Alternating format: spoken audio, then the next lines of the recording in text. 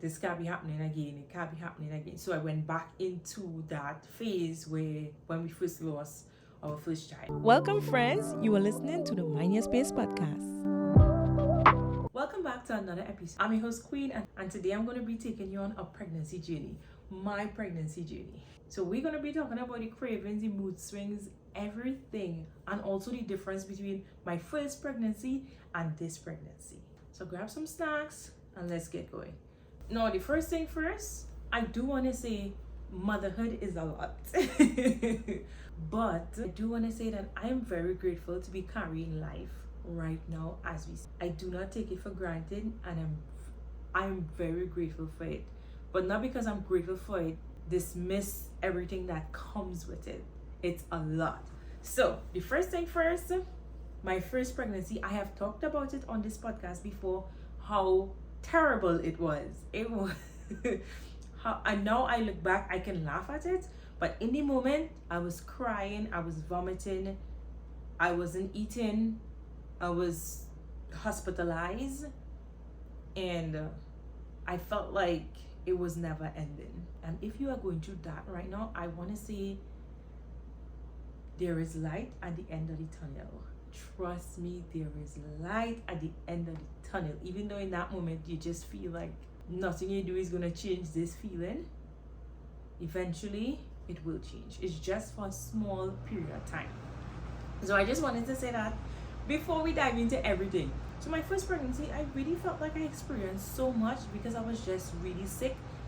I was so focused on being sick that I couldn't really think about all the other symptoms that was happening to me. All I knew that I felt like crap every single day. If you're one of those mamas that can't eat, you're vomiting, you're feeling nauseous, it's taking a toll on you.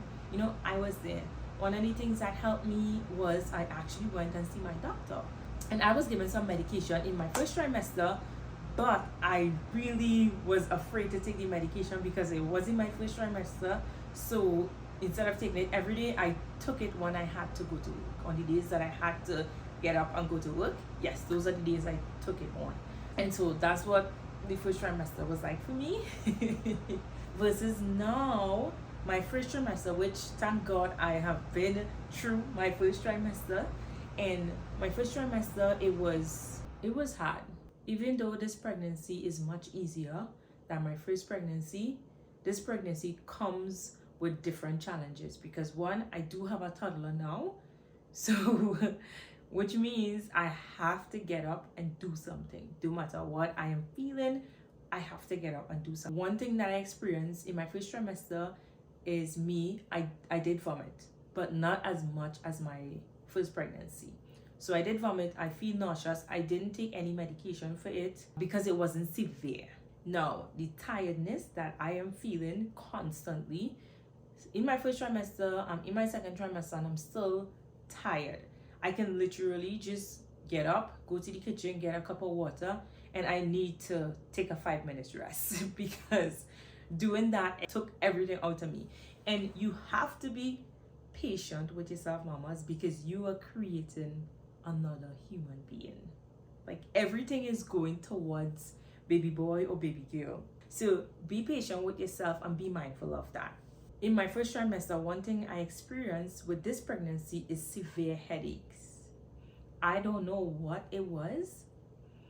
I couldn't turn on the lights. I couldn't get off the couch.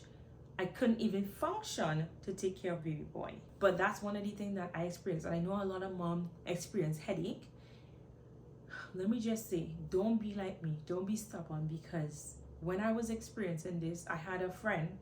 I went over and I explained to her, and she was so worried for me. Like, she was more worried than me. She took out her blood pressure kit and she checked my blood pressure to see if everything was good, because she had some experience with that and some complications. So she didn't want the same thing happen to me. She's like, you need to go to the doctor. You need to find out if it's this, just to be on the safe side. After taking my blood pressure, everything was fine. I did go to the doctor. And to be honest, when I went to the doctor, I had a really bad experience, and I forgot about asking about headaches or anything like that. When I went to the doctor, very nice person, I lay down and they would check in for like 5-6 minutes to get a heartbeat. No heartbeat. They couldn't find a heartbeat. And so I was devastated. I was trying to be positive, and the tears, it was just right there, because I'm like, no, this can't be happening. Like, this can't be happening again. It can't be happening again. So I went back into that phase where when we first lost our first child. And I really tried to be optimistic. We did a lot of tests, and they were able to, I guess they were, this, listen, don't even, you could comment. I didn't prepare. I wasn't prepared for this, and I was speechless in that moment. After they couldn't find a heartbeat and they tried the ultrasound, she didn't know where the baby was, and she wasn't 100% sure. And I left the hospital or the clinic or whatever crying, unsure about everything. And I know he's like, oh, didn't you ask questions? At that point in time, I didn't. Like I said, I was speechless. I was confused. I wasn't myself. And it's really nice to have someone with you, especially if you have to go through something like that, because I couldn't ask questions. Even though I wanted to, I couldn't at the point in time. The only thing I could have done was jump in my vehicle, cry, and drive home. And so for the whole week, I was paranoid until I felt the baby kick. And that brought me so much joy to know that, okay, you are alive, you are here, I can feel you. And that was a relief.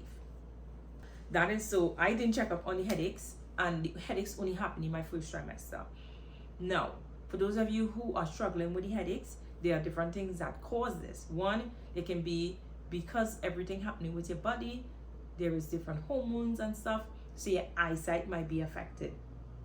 And so especially if you're one who sits in front of the computer, scroll on your phone, or even if you wear glasses like I do, which I'm not wearing right now, but that's okay, you can go check your eyes. So I went and do that, and I got a new prescription.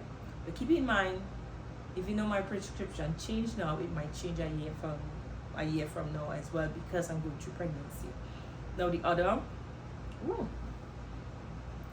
one can be dehydration. If you are dehydrated, it can cause those headaches as well. So mamas, make sure you have those water in the morning, in the evening, and in the nighttime. Now I can't tell you how much water to drink. It actually have a calculation you can do depending on your body weight to see how much water you need to consume. You can go ahead and do that as well. But just make sure you are up to date with hydrating yourself. And you don't necessarily have to be water. You can do different things that will keep you hydrated, right? It's a cucumber, it's a watermelon, it's a pineapple, it's all these different things that you can do to keep yourself hydrated. So those are the two things that I was struggling with in my first trimester that could have caused the severe headaches. So you can talk to your doctor, try to figure out what's going on with you, if this is just headaches or if it's something more severe, and they will be able to take it from there. But for me, thank God it wasn't.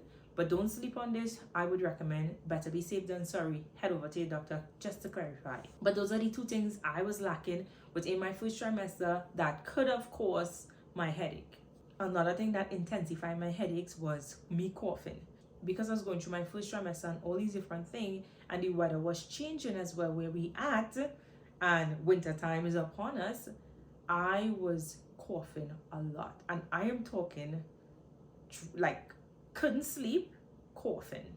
So because I was coughing so much, I would be up at night just coughing the entire night. And because I was coughing so strongly, it caused my head to even hurt more. So as soon as my headache was going away and I coughed, instantly it came back. And so the lights was off, everything. And it was like that for a couple of weeks. Well, I don't know how I made it through, but I did, and I thank Heavenly Father for that. And so that's something that I experienced in my first trimester, now that I didn't experience with my first child. Now the next thing is do have a lot of trouble sleeping at night. It stemmed from me coughing at night and with the headaches. Because of that, I just developed something that I'm waking up like 4 o'clock every morning. I'm telling you, I'm going to sleep later. and I'm waking up way earlier, and I cannot go back to sleep for nothing. I would lay on the couch because I was coughing so much. I literally decided to stay on the couch because coughing, vomiting, headaches, everything, and I didn't want to wake up my husband or baby boy because we co-sleep. And to make life easier for me, the couch was the easiest place to be. I'm still struggling with it some days. What I do to help myself is to make sure I am off of social media. I know this might sound like, okay, everybody know this. No, literally come off of social media. Stop scrolling. If you know you want to go to bed at 11 o'clock, you should be off your phone by at least 10 o'clock. Not 10:30 or 10:45, because it takes me a very long time to fall asleep, so I have to prepare myself. So that's one thing that you can do, is prepare yourself for sleep. I know it sounds weird, but if you want to sleep, you need to do it. Prepare yourself. Whether it be taking a nice bath, which for me has really relaxed me and kind of put me in the mood to sleep. And to be honest, if you still can't sleep, go ahead and read a book. Read the Bible. That always put me to sleep. So every time I go to read my scriptures, I'm like, oh, okay. I'm falling asleep. So I'm like, okay, I can read my scriptures. But it doesn't work like that every night, because baby boy, sometimes he wants to sleep a little later, sometimes earlier, and sometimes I have other things to get done. So just trying to find a balance is very important. So I highly recommend moms finding that balance and getting into a routine, so your body knows, all right, 11 o'clock is time to go down, or whatever the time is you choose to go down. That has really helped me, give or take some days. Now, the other thing, I naturally have mood swings regular, whether it be my periods. When, before giving birth, I knew that my period was coming, because I can feel my body changing, and I can feel like everything about me changing, and I can feel me being irritated one time. It's coming on, it's right there. And it's the same thing with pregnancy. And this pregnancy, I can feel some days I feel like nothing can touch me, like clothes or anything is just very, very annoying, so I have to take it off. And that's how I relax myself. That's just me working around and taking it off, just going and take a shower and just relaxing. It normally happens around in the night time, because my body is shut down and it's done for the day. So that's something that I personally need to work on, and I've continued to work on it because it changed so often.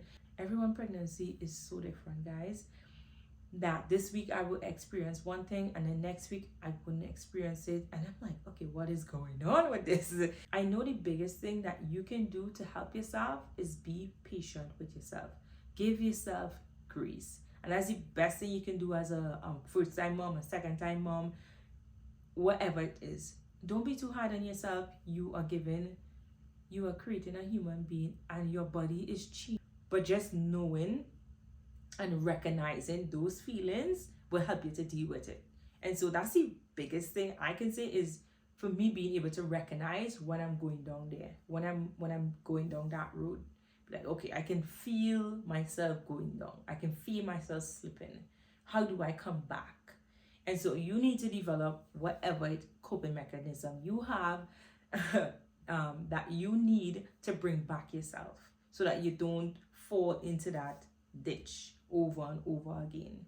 Those are like the serious thing that is happening. But on the fun side, I do have some crazy cravings.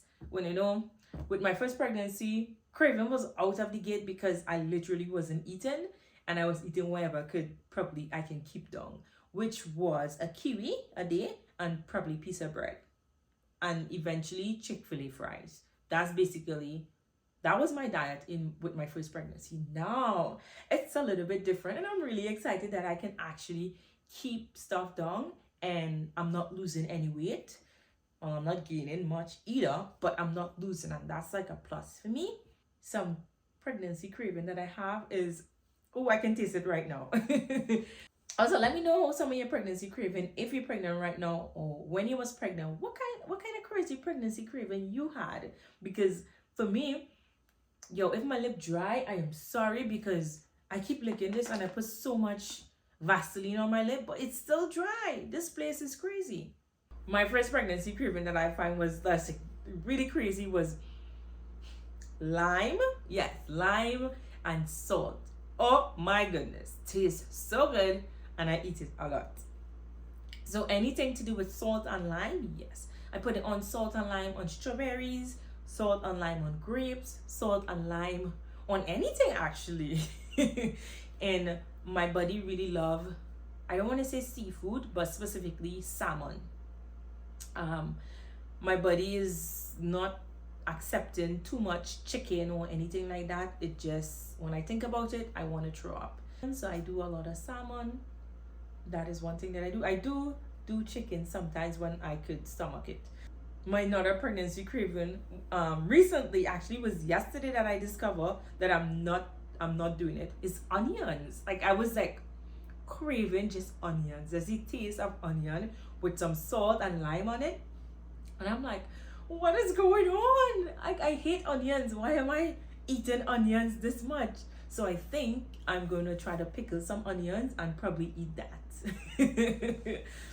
And also I've been eating tomato and salt.